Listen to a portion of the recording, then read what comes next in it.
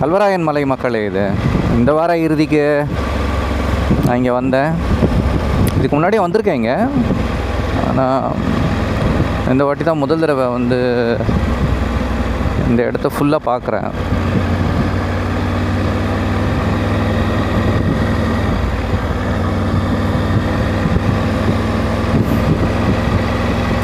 ரொம்ப அழகாக இருக்குது மலை.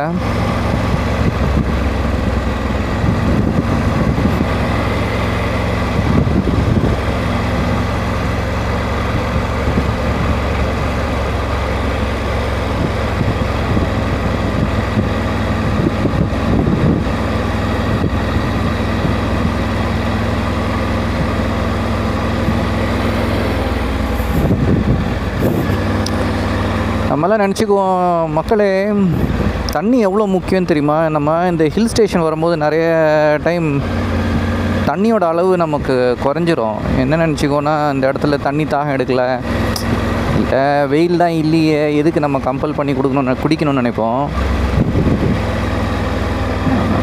ஆனால் அப்படி இல்லை மக்களே. நம்ம இப்போது காரும் பைக்கு எல்லாம் ஒன்று தான்.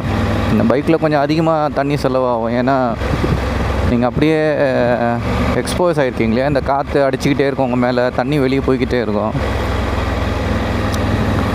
ஸோ போகிற தண்ணியை நம்ம உடனே அதை ரீப்ளேஸ் பண்ணோம். உடனே நமக்கு தாகம் எடுத்து நாக்கெல்லாம் விரண்டதுக்கப்புறம் ரீப்ளேஸ் பண்ணும் போது நம்ம ஆர்கன்ஸ் கொஞ்சம் அதில் சஃபர் ஆகிருக்கும்.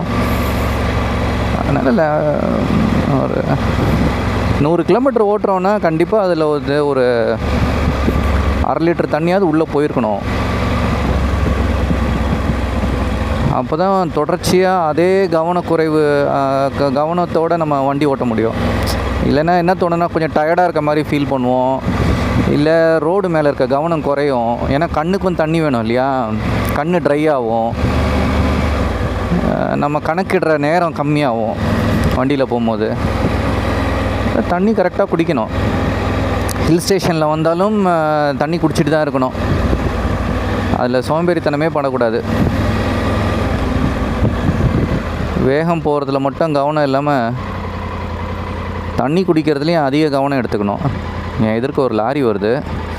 இந்த ரோட்டில் யாருன்னா ஒருத்தர் தான் போக முடியும். நான் கீழே இறங்கி தான் ஆகணும். ரொம்ப சின்ன ரோடு தான் இது.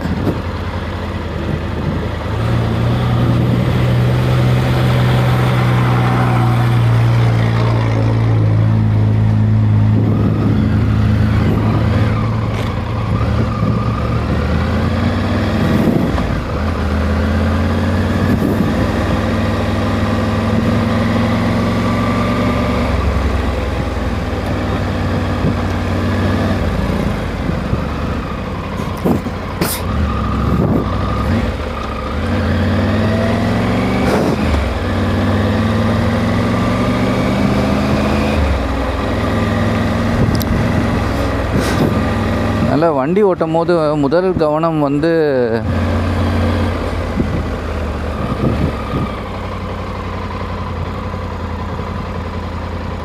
தண்ணி குடிக்கிறதுல இருக்கணும் மக்களே.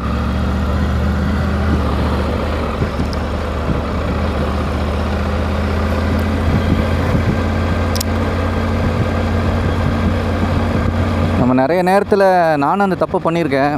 ஒரு டார்கெட் ஃபிக்ஸ் பண்ணுவோம்.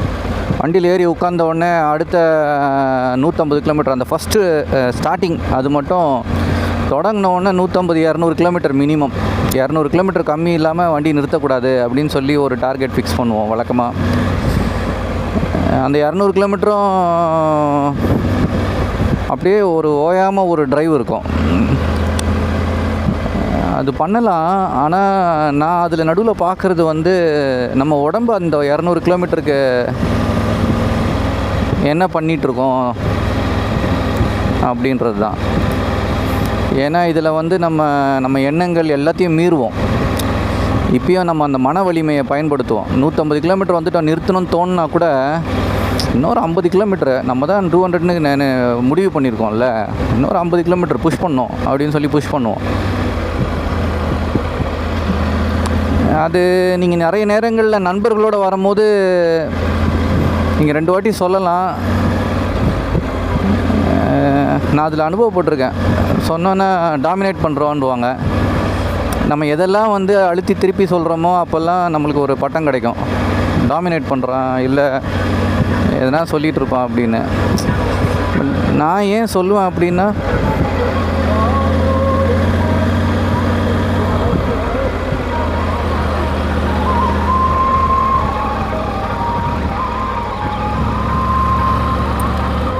நான் ஏன் சொல்கிறேன் அப்படின்னா, நம்மளுக்கு அதோட விஷயம் புரியுது. இப்போல்லாம் பாதி பேர் யூடியூப்பில் பார்த்துட்டு உண்மையாக நம்ம எதனா சொன்னோன்னா அதை மனசில் எடுத்துக்க மாட்டாங்க.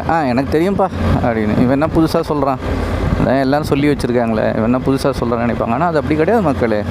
நம்ம ஒரு நாள் 1 மணி நேரம் தாமதப்படுத்துகிறோம் தண்ணி குடிக்கிறதுனாலும் அதோட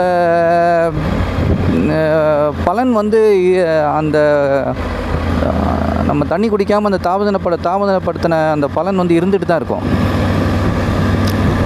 அதனால் அது பண்ணக்கூடாது. பல நேரங்களில் சொல்லியிருக்கேன். ஆனால் தனியாக வந்துட்டேன் அப்படின்னா, இப்போ இந்த மாதிரி தனியாக வர ரைடு வந்து ரொம்ப நல்லாயிருக்கும். அது அதுவும் நண்பர்களோடு போகிறதும் ரொம்ப நல்லாயிருக்கும். இது ஒரு வகையான ஒரு மகிழ்ச்சி தரும். எப்படின்னா, எல்லாத்தையும் நீங்களே டிசைட் பண்ணணும், எல்லா பொறுப்பும் உங்கள் மேலே தான், நீ தாண்டா பண்ணிட்டா உன்னையால் தான் அப்படின்னு சொல்லி யார் மேலேயும் இங்கே வந்து பழி போட முடியாது. தண்ணி லேட்டாக குடித்தாலும் அதுக்கு நீங்கள் தான் காரணம், லேட்டாக போனாலும் நீங்கள் தான் காரணம், எல்லாத்துக்கும் நீங்களே தான் காரணமாக இருப்பீங்க. சரியான இடம் போகல அப்படின்னாலும் நீங்கள் தான் காரணமாக இருப்பீங்க. இல்லைன்னா 1000 விஷயம் இருக்கும். இந்த கிளைமேட்டில் இங்கே வந்துட்டோம், இந்த இடத்துல இன்னும் நல்ல ரூம் போட்டுருக்கலாம், இந்த ரூம் சரியில்லை, தப்பான சாப்பாடு கொடுத்து வந்துட்டாங்க, அது மாதிரி நிறைய இருக்கும். தனியாக வந்துட்டானே எல்லாம் உங்கள் மேலேயே நீங்களே சொல்லிக்க வேண்டியதான். என்னப்பா இப்படி வந்துட்டு இருந்துட்டேன், இங்கேயே வந்துட்டேன், இங்கேயே தான் ஸ்டே பண்ணிட்டேன், இங்கே இப்படி உணவு கிடைக்கிற இடத்துல வந்துட்டேன் அப்படின்னு நாமளே நம்மளை பழி போட்டுக்குவோம். அவ்வளோதான். நண்பர்கள் கூட போகும்போதும் அதே தான். மற்றவங்கள குறை சொல்லாமல் நம்மளால் என்ன ஆச்சு அப்படின்றது தான் பார்க்கணும்.